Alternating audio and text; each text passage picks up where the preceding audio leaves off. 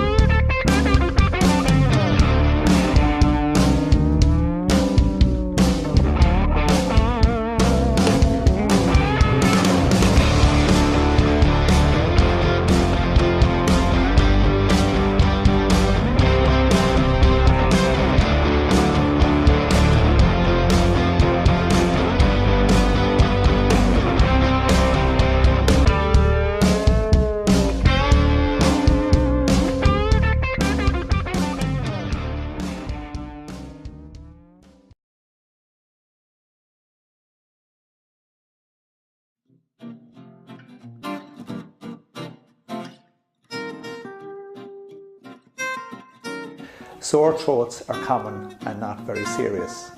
Most adults and children will have perhaps 2 or 3 episodes of sore throat every year. Children and young adults are more likely to have sore throats than adults.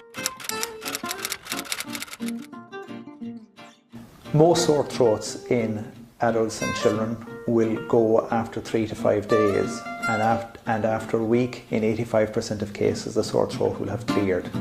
Most children and adults do not need to see their doctor about their sore throat. If, however, you still have a sore throat after 2 weeks, you should go to see your doctor. Over-the-counter painkillers will usually relieve the soreness of a sore throat. Be careful not to give aspirin to children under the age of 16. Speak to your pharmacist about the best thing you can use for a sore throat. Use your common sense and avoid fluids that are too hot or too cold that might irritate your throat. Eat cool, soft food and take warm or cool fluids. Adults or older children can suck lozenges, ice lollies, ice cubes, and these will relieve the discomfort. Occasionally sore throats can be caused by a bacterium, in which case you would usually feel sicker. While these infections may clear of their own accord, you might occasionally need to see a doctor. These are referred to as a strep throat. A severe sore throat in children can be caused by an infection called glandular fever. This is a viral infection and there is no specific treatment for it. They will usually clear of their own accord. It may take 2 to 3 weeks for the symptoms to subside, and sometimes there can be fatigue which can last for some months after the infection.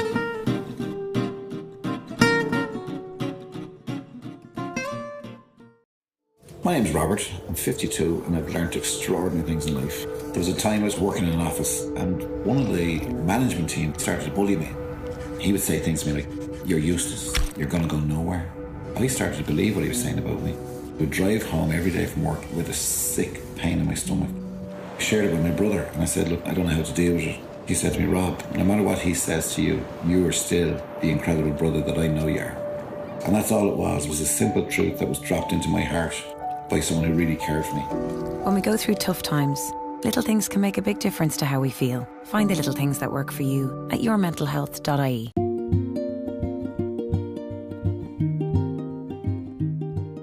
Hi, so my name's Ciara and this is Lara and she's 10 months and she's my first baby.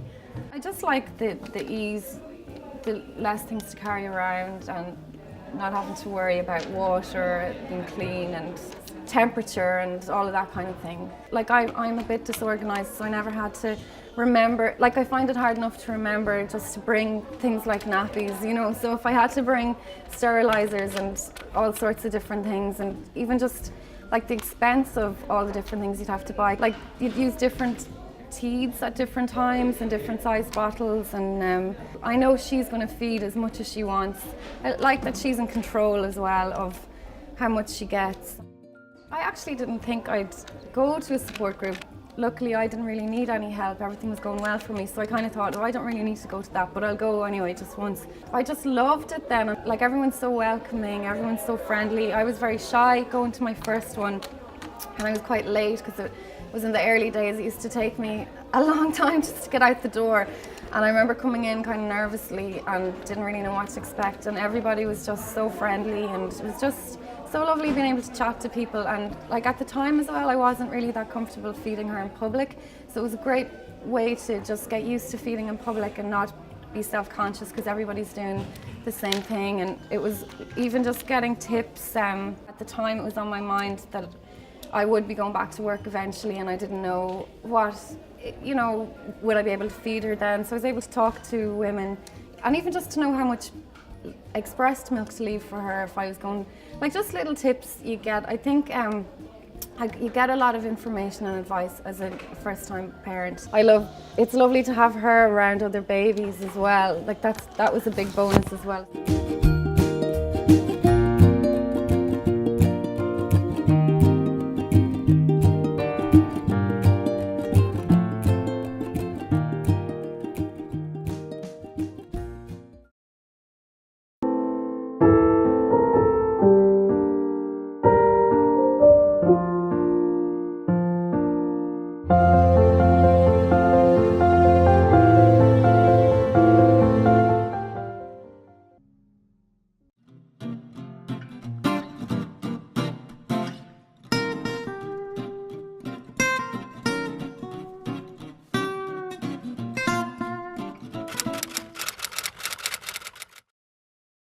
Earache usually comes on quite suddenly and the pain can be quite sharp.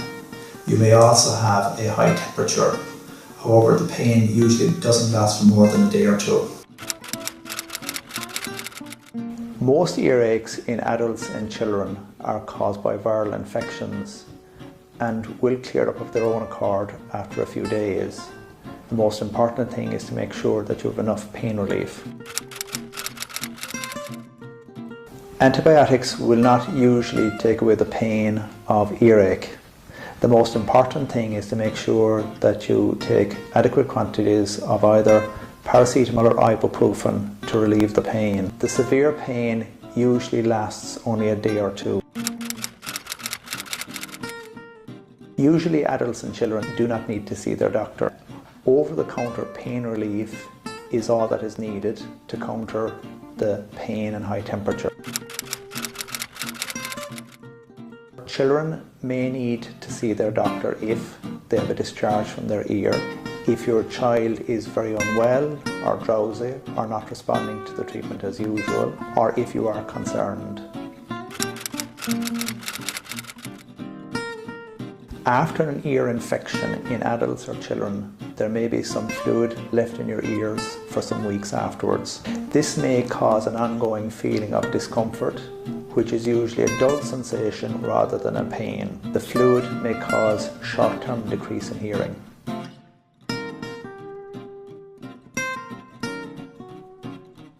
My name's Una, and like so many people out there, I've gone through some really tough times in my life where I've been in a really dark place and haven't been able to find any way out.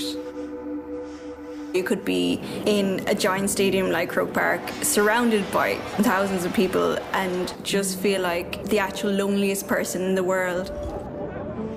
The hardest thing is to go to someone and say, I'm not feeling okay. Once you do that, I think everything becomes just a tiny bit easier. When we go through tough times, little things can make a big difference to how we feel. Find the little things that work for you at yourmentalhealth.ie.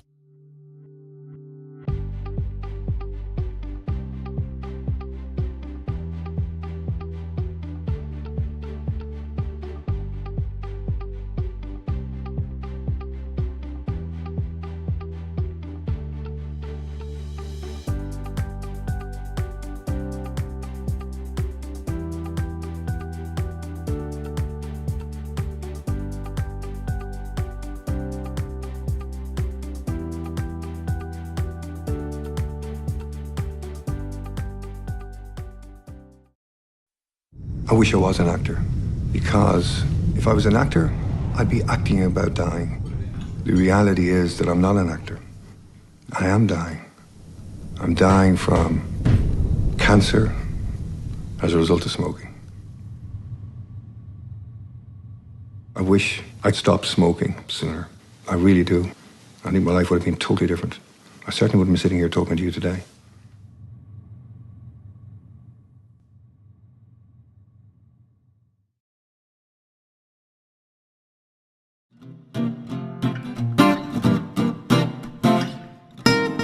Vomiting and diarrhea can occur on their own or they can occur together. And the commonest cause of either vomiting or diarrhea is usually a bug. So it may be a bug that was inside in some food that you took, or you may have had close contact with somebody else who was suffering from gastroenteritis. Vomiting, generally speaking, lasts between 6 and 12 hours, and diarrhea then tends to last between 24 and 48 hours, but either of them can actually go on for a little bit longer. So if you have vomiting, what can you do? Well, I suppose the first thing is that the vast majority of older children and adults don't really need to see a GP if they have vomiting. What you need to do is you need to stop eating. You need to take sips of clear fluid like flat 7-Up, sports drinks, or you can buy sachets in the counter, these oral rehydration sachets. So you just take it little and often. Hopefully the vomiting will stop. Then give yourself about 6 hours. Once 6 hours have elapsed, you could try a little bit of toast, maybe a little bit of pasta or rice, and just gradually get yourself back into eating. With diarrhea, it's okay, again, you should keep rehydrating yourself. You'll probably be able to take bigger volumes this time, but you can still eat, but you keep the food very bland. So if you stick with toast, pasta, rice, maybe a little bit of chicken or fish, but your body will find it hard to digest a dairy product or fruit or veg while it's coping with the diarrhea. So it's best to avoid those until you're feeling a little bit better. When it comes to younger children, and particularly to infants, you can actually offer a breastfed child small frequent feeds with vomiting, and the same with diarrhea, and also bottle-fed babies should be able to tolerate small amounts of fluid. But of course, when it comes to younger children, and particularly infants, we would definitely prefer that they would be seen and assessed by your GP if they have vomiting and diarrhea, and for either a child or an adult if you are worried. What are the warning signs for an older child or an adult? When should you seek help and go to ring your doctor or go and see your GP? Well, the first thing is if the symptoms go on for a long time. So if the vomiting goes on for more than 12 hours, if the diarrhea goes on for more than 48 hours. Another one is if you notice blood in the vomit or blood in the diarrhea. A third one would be if you can't keep down fluids, because you have to stay hydrated. So if everything goes down, keeps coming back up, when obviously you need to inquire about what else you can do.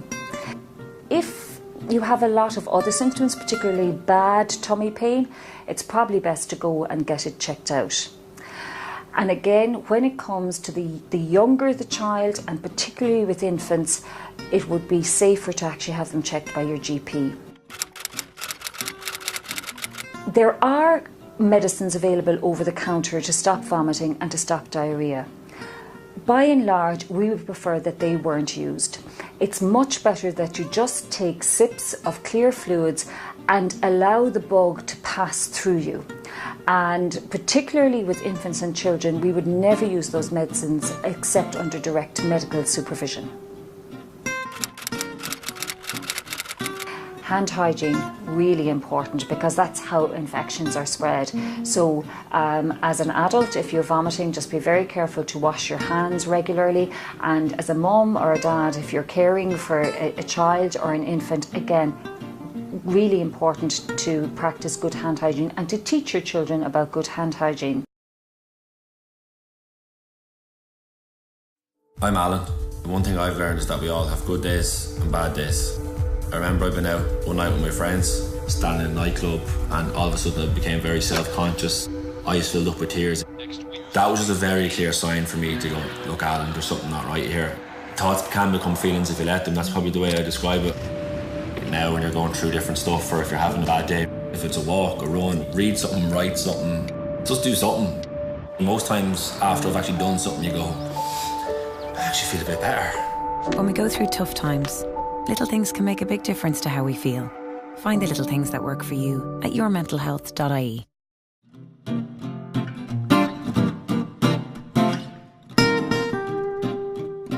The first symptom of a cold is usually a sore throat. This is often then followed by feeling generally unwell and perhaps a little bit of a cough. This usually takes 1 to 3 days.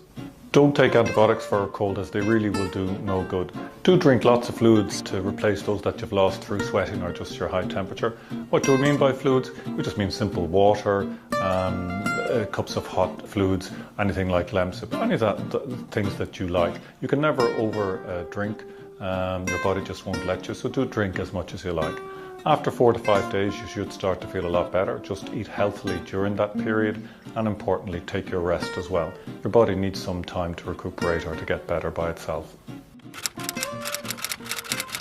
For children, colds are slightly different, especially for young children below the age of 5. Colds can last longer in that age group, about double the time, 10 to 14 days or so for children. It's exactly the same management, but with even more of an emphasis on fluids. Replacing fluids is very important in children because they do get quite high temperatures. Another different thing about children is that their appetite can be very much affected, and parents often get worried about this. But again, just encourage children to eat. You don't have to force them, and fluids are the main thing for children as well. Colds obviously are infectious, and by that we mean they can travel from one person to another. So if you do have a cough or a cold and you do sneeze, make sure that you try and sneeze into a tissue and then bin that tissue as quickly as you can. If you don't have a tissue, just sneeze into the crook of your arm and try and keep that separate. Do make sure that you wash your hands afterwards. That's probably one of the most important things as regards hygiene. If you have a child, make sure that you wash your hands after you've cleaned them up as well. Obviously, most colds will settle down within a week or so, maybe a little bit longer for a child. However, it is important to remember that a cold can continue on for up to 3 weeks, with you feeling a little bit off form for that time. But it's very normal for it to continue on and drag out a little bit long like that. If at any stage you're concerned that things aren't improving as quick as you would like, or that you think they should be, just contact your local general practitioner.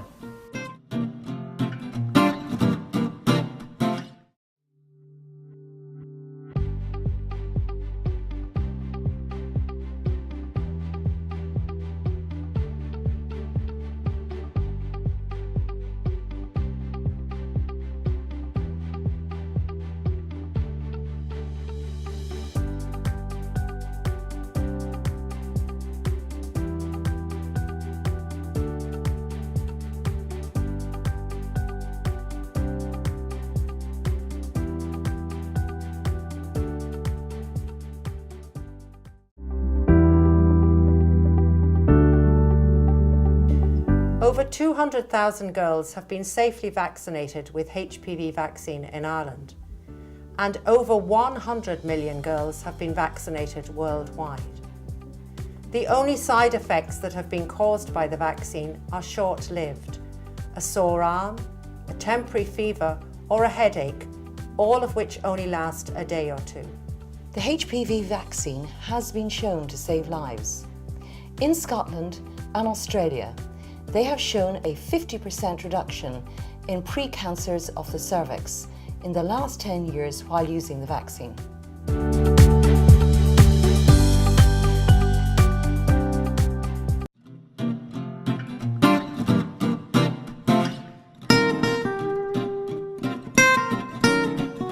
For the vast majority of children and adults, when they have a temperature, it's because they have picked up an infection. It could be a bacterial infection or it could be a viral infection, and most of the time it's a viral infection, because the common causes why you'd have a temperature would be if you had a head cold, if you had a sore throat, if you had an earache, and with a lot of the childhood illnesses like chicken pox, a temperature will come with those. So what can you do?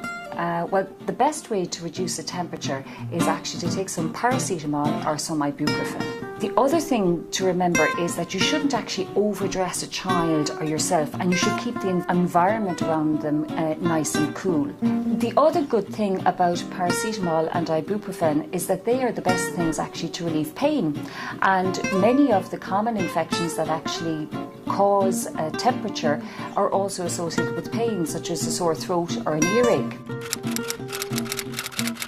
A common misconception is that people think that you need to take an antibiotic to actually relieve pain, but most of these infections are caused by viruses, and antibiotics don't work against viruses. There are some bacterial infections where antibiotics are necessary, but in terms of bringing down a temperature or relieving pain, paracetamol or ibuprofen are what works best. People often ask about putting a child into a cold bath or sponging them down, but this is a practice that we don't advocate anymore. It's better to actually open up the windows and keep the room cool around them, keep them lightly clothed, and that will actually reduce their temperature. Parents often worry if their child has a high temperature, but it's the alertness and responsiveness of a child that's more important than the height of a temperature. If your child has a temperature but is responding to you, is taking some drinks, even though they might be cranky and they mightn't be eating, then usually there is no major cause for concern. However, if your child is drowsy, is not responding, is refusing drinks, has persistent vomiting, or you are worried, and particularly in a younger child, it's important that you should seek help.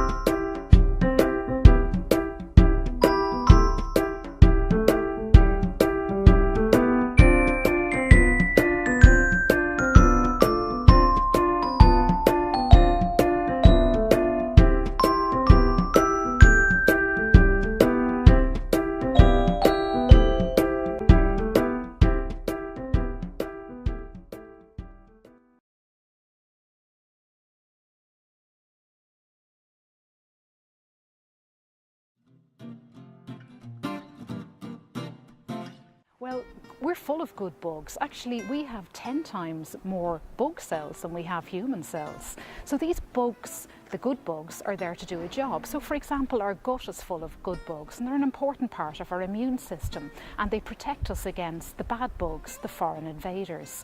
So I suppose essentially what a bad bug is a bug that can cause an infection and do us harm. So what superbugs are bugs, be them good bugs or bad bugs, that have developed antibiotic resistance. So they've developed ways of evading antibiotics, so the antibiotics no longer kill them. Antibiotics are life-saving medications. Actually, they've transformed modern medicine. I work in a hospital, and most of the hospital couldn't work without antibiotics. Antibiotics are used for infections caused by bacteria. So examples of infections caused by bacteria are meningitis, some chest infections, and also kidney infections. Antibiotics do not work on infections caused by viruses. So examples of viral infections are most causes of earache in children, a lot of causes of sore throats, the cold, the flu, and vomiting and diarrhea. So if you have a viral infection, let's say a cold, the best treatment is probably a little bit old-fashioned, but it is the best treatment. It's rest, drink lots of fluids, eat well, and let your body do the fighting, because most viral infections get better on their own, and you can do that yourself.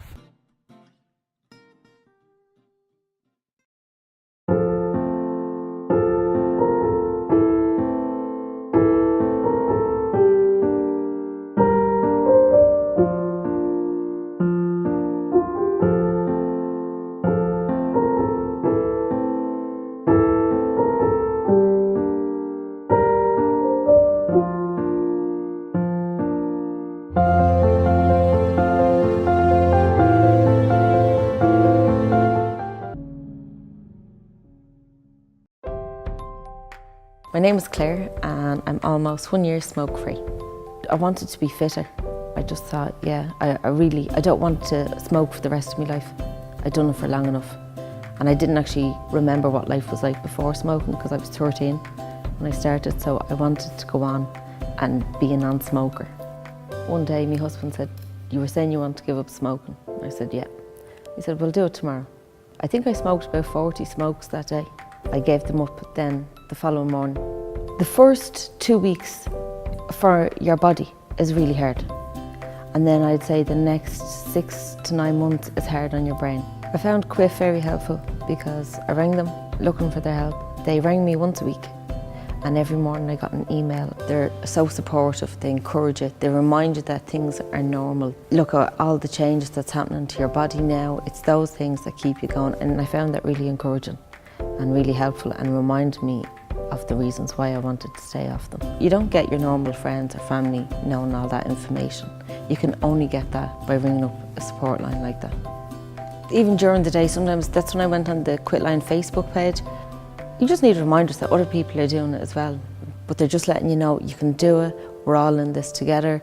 You didn't have to go on and be active on the page, but knowing that other people were just giving snippets of how they were feeling, that encouraged me, let me know this is normal, that's okay.